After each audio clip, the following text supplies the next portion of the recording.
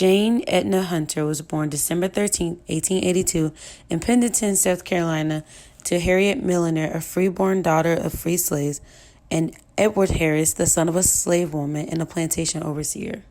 My personal interest in this subject was to choose a woman who was hardworking, dedicated, and made some accomplishments that has impacted other people's lives. Jane Edna Hunter has pulled these three things that I looked for. Edna's dad, Mr. Harris, died when she was 10 years old. Her mother urged her into this loveless marriage with Edward Hunter, a man 40 years older than she was. The arrangement collapsed 14 months after the wedding.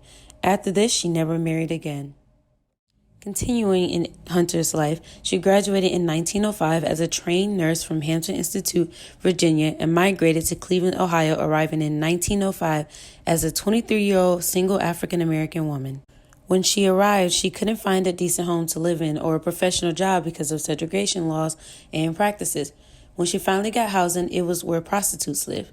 By the grace of God, Jane met other women who helped her get $1,500 and opened up her first Working Girls Home Association. The purpose of this voluntary association was to build a safe residence for the homeless, unprotected, newly arriving African American women and working women like herself. Later that year, a 2-story building was purchased and changed to Phyllis Whitley Association. Accomplishments. She wrote an autobiography called A Nickel and a Prayer in 1940. Following her retirement, she founded the Phyllis Whitley Foundation, a scholarship fund for African American high school graduates. The foundation later established the Jane Edna Hunter Scholarship Fund in her honor. Hunter also graduated from the Ferguson Academy and attended the Marshall Law School, passing the Ohio State Bar exam in 1925.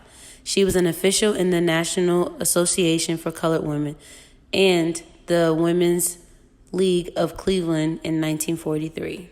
Something that impressed me about Jane's life was her legacy that left behind. Since she started the fund and now that it is now her name in the scholarship, I do believe that it was the best legacy she could have left on this earth. Now we will begin the 5 questions that I have.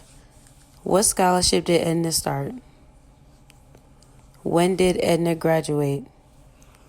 What career path did Edna choose to pursue? What was the name of the college where she got her degree? What was the name of her autobiography? Lastly, here's my references.